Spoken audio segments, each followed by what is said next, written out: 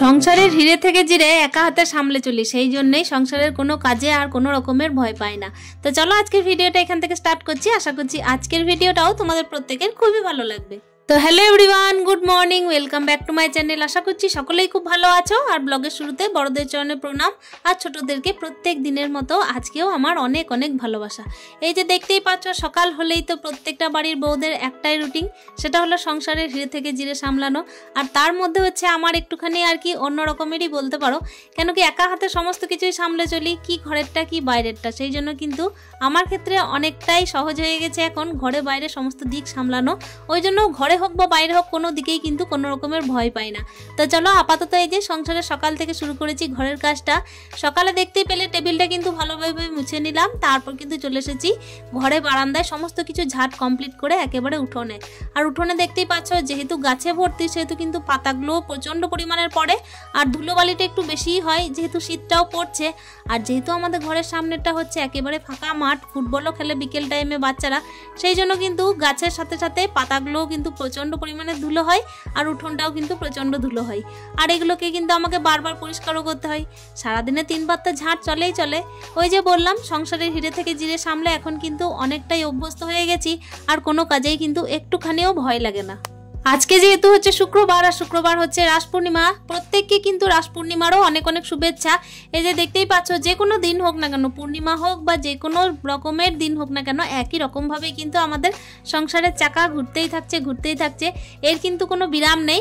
আর বিরাম দিলে হবেই বা কী করে বলো, বিরাম দিলে তো সব রকমভাবেই সমস্ত দিক থেমে যাবে। আর আমাদেরকে কিন্তু চলতেই হবে সংসারের জন্য।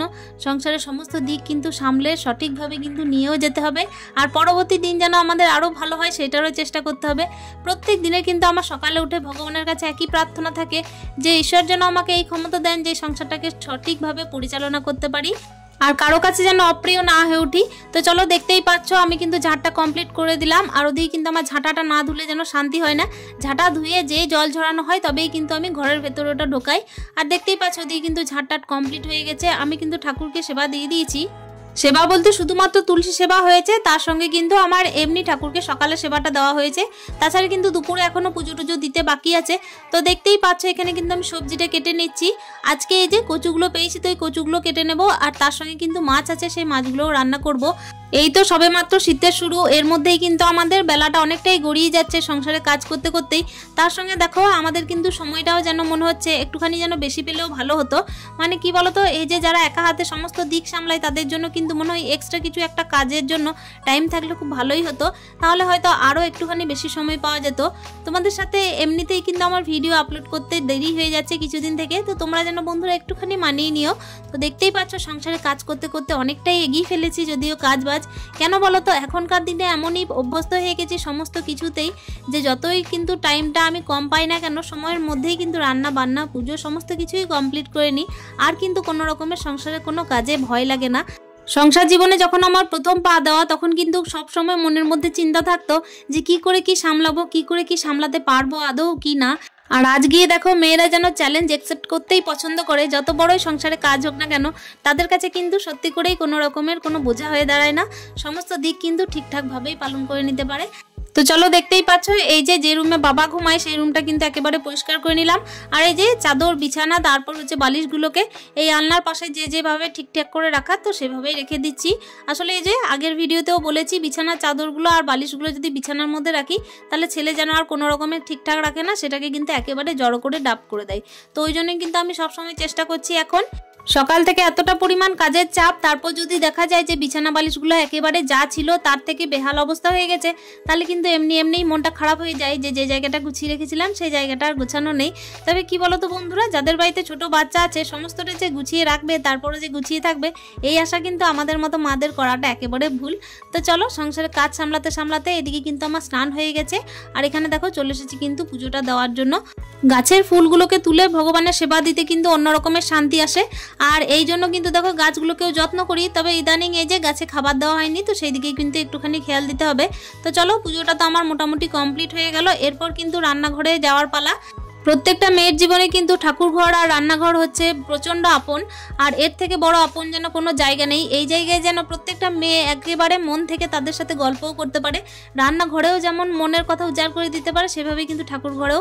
আর দেখো প্রত্যেকটা মেয়ে কিন্তু শুধু আমি বলে নয়। তো চলো এই যে রান্নাবান্নার কাজ তো চলতেই থাকছে, এদিকে কিন্তু ভাতটা ডালটা বসিয়েছিলাম, তো ওটা কিন্তু নামিয়ে দিলাম। আর তার সঙ্গে দেখতেই পাচ্ছ এই যে শিম কেটেছিলাম, তো সেই শিমটাও আমি ভেজে নিচ্ছি। এই যে শীতের শুরুতে কিন্তু আমার প্রথম শিম খাওয়া হচ্ছে। যে সমস্ত সবজিগুলো এখন খাচ্ছি সেগুলো কিন্তু সত্যি সত্যিই আমার বাড়িতে কিনে প্রথমেই খাওয়া হচ্ছে। আর এখানে দেখতেই পাচ্ছ মশলা করেছি কিসের জন্য বলো তো, ওই যে মাছের মশলা। ওই যে বললাম ছোট মাছ আর বড় মাছ কিন্তু দুই ধরনেরই মাছ আছে, তো সেগুলোকে কিন্তু সমস্তটা একা রান্না করব না আজকে। আসলে একার জন্য কতটাই বা খাওয়া হয়, সেই জন্যই দেখতেই পাচ্ছ এখানে কিন্তু 3 পিস মাছ ভেজে নিচ্ছি। এই 1 পিস কিন্তু আমিই খাবো, তার সঙ্গে কিন্তু আর 2 পিস যাবে বাবার কাছে। আর তারপর দেখো এরপর কিন্তু আমি ছোট মাছগুলোও ভেজে নেব। কি বলো তো বন্ধুরা, ছোট মাছগুলো আমার না একটুখানি বেছে নিতে দেরি হয়েছিল, যেহেতু ছুটির দিন দেখবে কাজটা একটুখানি ঢিলেমি হয়, আর যেদিন কিন্তু স্কুল থাকে সেদিন কিন্তু সত্যি করেই কাজগুলো একটু তাড়াতাড়ি হয়। তবে হ্যাঁ, ছুটির দিন হলেও কিন্তু আলসেমি না দেখিয়ে সংসারে হিরে থেকে জিরে সমস্তটাই কিন্তু আমাদেরকেই সামলাতে হয়। আজকে যে ছুটি বলে আজকে যে বসে থাকছি তা তো নয়, সমস্ত কিছুই কিন্তু পরিপাটি করেই সামলাতে হবে। আর পরিপাটি করে সামলানোর পর ওই যে মনে একটা সন্তুষ্টি, এই সন্তুষ্টির থেকে বড় কিছু নেই। আমরা সাংসারিক মেয়ে কিন্তু সংসারটাকে সুখের দেখতে আর গোছানো দেখতে খুবই বেশি ভালোবাসি। আর নিজের হাতে যে কাজ গুছিয়ে ফেলা যায় না, সেই কাজটা দেখে কিন্তু অন্যরকমই চোখে তৃপ্তি হয়। তো চলো এই যে দেখতেই পাচ্ছ টক করছি একটুখানি ওই যে ছোট মাছগুলোর। তো প্রথমে কিন্তু ফোড়ন দিয়ে নিয়েছি, তারপর দেখো মাছ ভাজাগুলো তো আগেই তুলে নিয়েছি, এরপর কিন্তু আমি ফোড়নটা দেবো। ফোড়ন দেওয়ার পর আমি ওই যে টমেটোগুলো কুচি করেছি ওটাই দিয়ে দেবো একটুখানি। তো চলো টুকটুক করে কিন্তু রান্নাবান্নাটাও সেরে ফেলি। প্রথমে যে বড় মাছগুলোকে ভেজেছিলাম সেই মাছগুলোকে একটুখানি এই যে কচু সিদ্ধ করে রেখেছিলাম, তো তার জন্যই কিন্তু কচু দিয়েই আমি তরকারি করে নিচ্ছি। আর তার সঙ্গে যে ছোট মাছগুলো আছে ওইগুলোকে কিন্তু একটুখানি টক করবো, ওই জন্যই কিন্তু তেঁতুলটা ভিজিয়েছি। তো চলো এই যে দেখো রান্নার কিন্তু ঝোলটা প্রথমে হয়ে গেল মাছের, আর তারপর কিন্তু আমি টকটা বসাবো। ওদিকে কিন্তু আমার গ্যাস একেবারে বন্ধ নেই। আর এই যে দেখতেই পাচ্ছ একটা পত্ত হয়ে গেল, আর এখানে কিন্তু টকের জন্য ফোড়ন দিয়েছি। আর এই যে তারপরই টমেটোগুলোকে একটুখানি ওই যে কেটেছিলাম সেটাকেই একটু তেলে দিয়ে দিলাম। মশলা তো সেইভাবে কিছু দেবো না, টকে যেহেতু মশলা সেভাবে লাগেও না।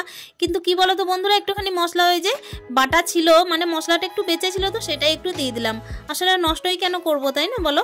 যেটুকু থাকে সেটা দিয়ে কিন্তু বুদ্ধি করে চালিয়ে নেওয়াটাই মনে হয় আমার প্রত্যেকটা বাড়ির মেয়েদের কাজ।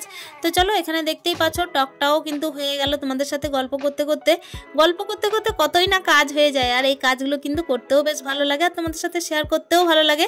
তো চলো এর মধ্যে কিন্তু আমার টকটাও হয়ে গেল। এই যে কুচো মাছগুলো অনেক দিন হলো খাওয়া হয়নি, তো আজকে দেখে কিন্তু মনে হচ্ছিল যে না একটুখানি ভাত মনে হয় ভালোভাবে খেতেই পারবো। তো দেখতেই পাচ্ছ তোমাদের সাথে গল্প করতে করতে ওদিকে আমার রান্না বান্নাও সমস্ত হয়ে গেল। ডাল ভাজা 2 রকমের মাছ, আর ছেলে যেহেতু মাছ খায় না তাই ওকে তো সয়াবিনটা করে দিতে হয়, আর তার সাথে কিন্তু যদি ডিম খেতে চাই তাহলে একটুখানি ডিম অমলেট কিংবা হচ্ছে ডিমের ভুজিয়া। রান্না বান্না কমপ্লিট করে ফেলেছি, এরপর কিন্তু রান্নাঘরটা পরিষ্কার করার পালা। ইতিমধ্যে যে মুহূর্তে আমি ভয়েস দিচ্ছি ভিডিওতে হয়তো বাচ্চাদের চিৎকার শুনতে পারো, কেন কি বলো তো, এই যে বিকাল টাইমটাই না এখানে যেহেতু মাঠ আছে ঘরের সামনে, সেহেতু কিন্তু প্রচন্ড পরিমাণের বাচ্চাদের ফুটবল খেলার আওয়াজ। তো চলো সংসারের এই যে যেসব দিকগুলো বাইরের আছে সেইগুলোকেও তো একটুখানি নজর না দিলেই নয়। আসলে তারা তো খেলবেই, তাই না বলো, সংসারের কাজ তো থেমে থাকবে না তাই বলে। তো চলো গ্যাস ট্যাসগুলোও কিন্তু মোছা হয়ে গেল। এই যে ওভেনগুলোকেও একটু পরিষ্কার করে রেখে দিলাম। আর প্রেসার কুকারটা বের করলাম না, যেহেতু একটুখানি আলু সিদ্ধ কচু সিদ্ধ করেছিলাম, তো রাত্রিবেলায় কাজে লেগে যাবে, একটু বুদ্ধি খাটিয়ে করে নিলাম আর কি। আসলে মশলা দেওয়া কিন্তু কোনো রকমের বাসন হলে ওটা রাখতাম না, তবে মশলা দেওয়া বাসন নয় বলেই কিন্তু রেখে নিলাম।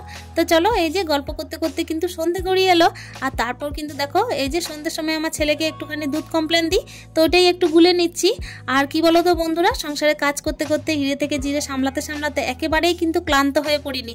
ভালোবাসি সংসারের কাজগুলোকে, ওই জন্য কিন্তু দেখো এখনো পর্যন্ত কিন্তু সঠিকভাবে সুন্দরভাবে কিন্তু কাজগুলোকে যতই কষ্ট হোক না কেন সংসারের প্রত্যেকটা কাজ যেন সুন্দরভাবে সামলে নিতে পারি, এই কামনাই ভগবানের কাছে রাখি। আর তারপর দেখো এই যে সন্ধ্যের সময় রাস পূর্ণিমার জন্য একটু পুজোর প্রসাদ পেয়েছিলাম, তো ওটাই খেয়ে নিলাম। তো চলো আজকের ভিডিওটা এখানে শেষ করছি। Stay happy, tata.